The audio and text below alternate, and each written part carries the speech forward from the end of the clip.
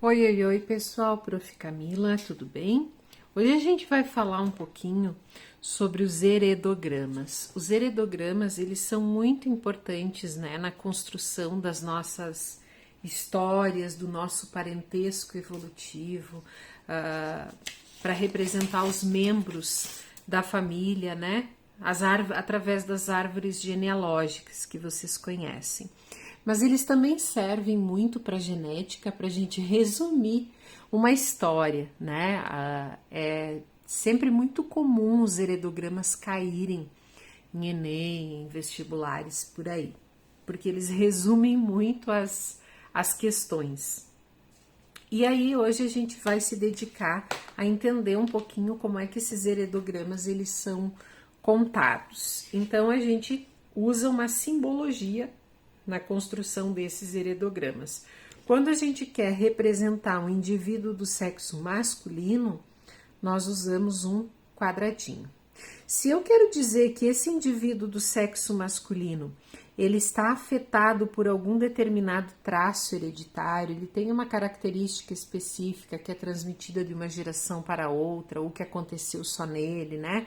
Se tem uma síndrome ou tem uma característica que é transmitida do seu pai só para os filhos homens, a gente pode pintar esse indivíduo. Então, eu vou saber que quando ele está todo pintado, ele é um quadrado todo pintado, é um indivíduo do sexo masculino afetado, a gente fala.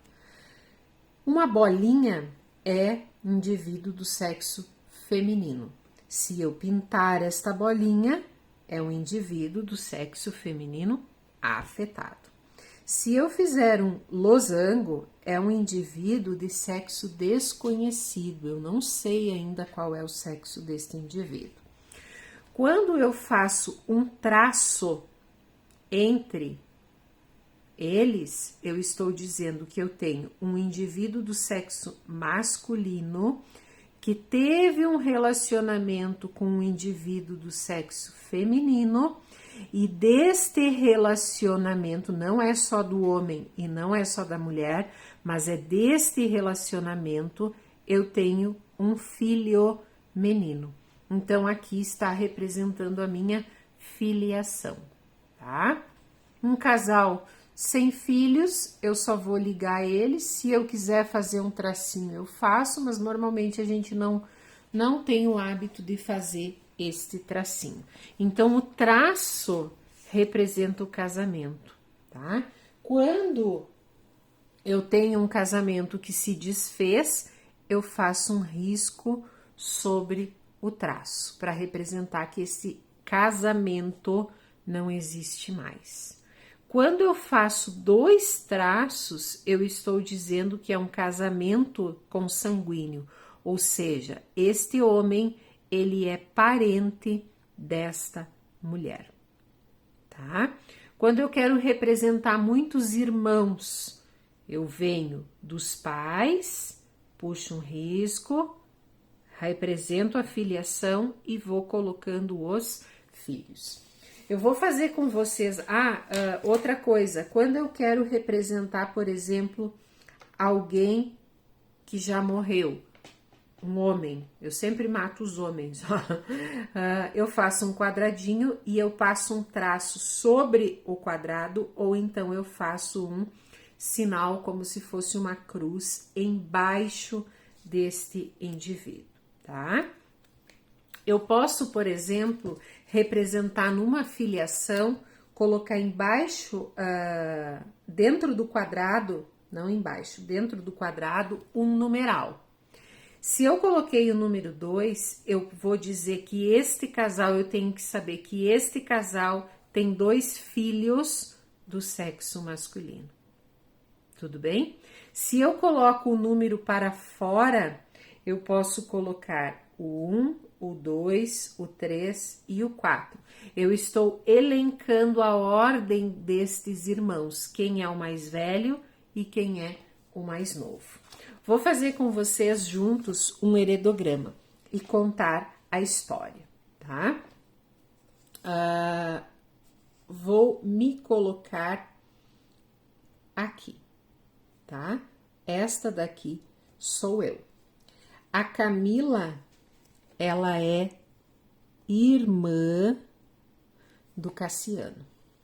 O Cassiano, ele é casado com a Eliana e o Cassiano e a Eliana possuem 2 filhos, a Isabela e o Lucas. A Camila e o Cassiano têm a mãe e tem o pai. Tudo bem? Este é o heredograma da minha família. A Camila é casada com o professor Sandro. Observem, pessoal, que aqui, se a gente pudesse traçar uma linha, ó, eu e o meu irmão, a minha cunhada, o meu irmão, eu, o professor Sandro, nós estamos todos numa mesma linha. Isto daqui é a nossa geração. Então, aqui eu coloquei, e as gerações, elas sempre são identificadas com números romanos. Então, os meus pais fazem parte da primeira geração. Eu faço parte da segunda geração. E os meus sobrinhos fazem parte da terceira geração. Então, é como, vamos continuar aqui, tá? Vou continuar contando a história. A professora Camila casou com o professor Sandro. O professor Sandro tem mais irmãos. E o professor Sandro tem o pai e tem a mãe. Todo mundo vivo. Tudo bem? Ó, o pai e a mãe do professor Sandro estão na mesma geração de quem? Dos meus pais. Isso vocês precisam cuidar muito, muito, muito, muito quando forem fazer os heredogramas, tá? A localização dos indivíduos nas diferentes gerações. Tudo bem? Professor Sandro, ele tem uma irmã, que é a Carla. A Carla é casada com o Roberto e a Carla e o Roberto tem o André. Tudo bem? Ó, sobrinho do Sandro, sobrinho da Camila, veio para outra geração, então eu tenho que cuidar isso das gerações, certo? Então o Sandro tem uma irmã e o Sandro, aqui, ó, pessoal, agora vocês precisam prestar bastante atenção numa outra informação que não estava aqui no livro didático de vocês. Aqui eu tenho um ponto. Deste ponto, eu tenho aqui... Não, vou fazer o contrário, para ser mais fácil. Ui, peraí. Eu tenho uma bolinha aqui e eu tenho um quadradinho aqui. O que isso daqui representa? O que vocês acham que representa? Saiu do mesmo ponto, 2. Isso daqui é a representação de gêmeos, tá? Os gêmeos, eles podem ser representados desta forma. Aqui, no caso, é 2 meninas, tá? As 2 meninas, quando elas estão só assim, elas são gêmeas dizigóticas, ou seja, não são gêmeas idênticas. Agora, se elas fossem assim, ligadas, não significa que elas estão casadas, tá? Significa só que elas são irmãs gêmeas exatamente iguais, são aqueles gêmeos idênticos, tudo bem? Então, aqui eu tenho um casal de gêmeos. Esta irmã do Sandro aqui é casada com outra mulher e não tem filhos. Este irmão do Sandro, notem agora como é que a gente faz.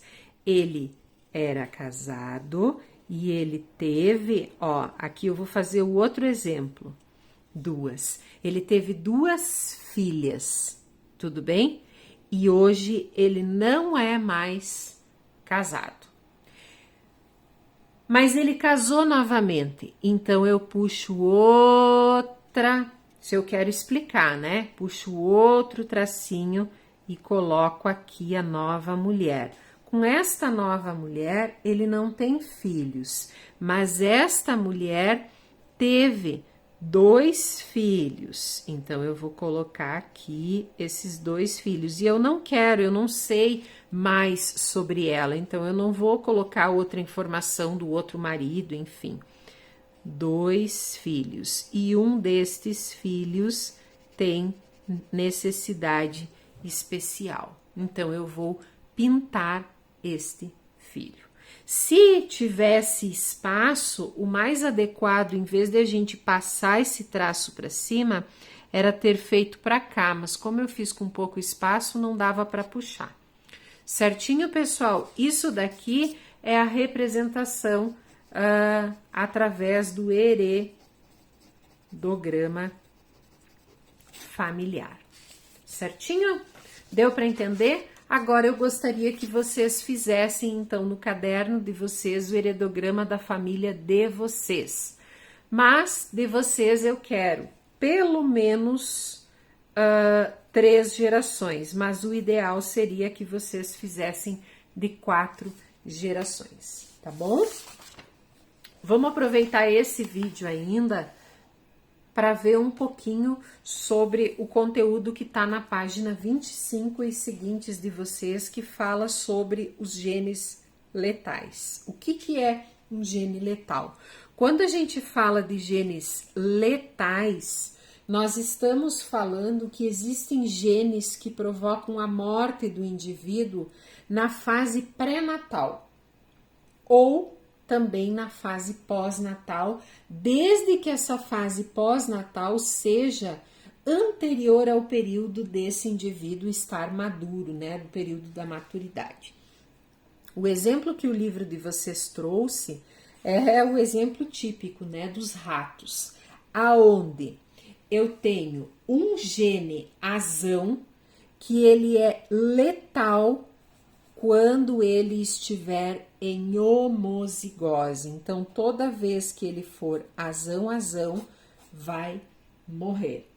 Provoca a morte desse embrião. Enquanto que em heterozigose, que é o azinho, ele condiciona a cor amarelo.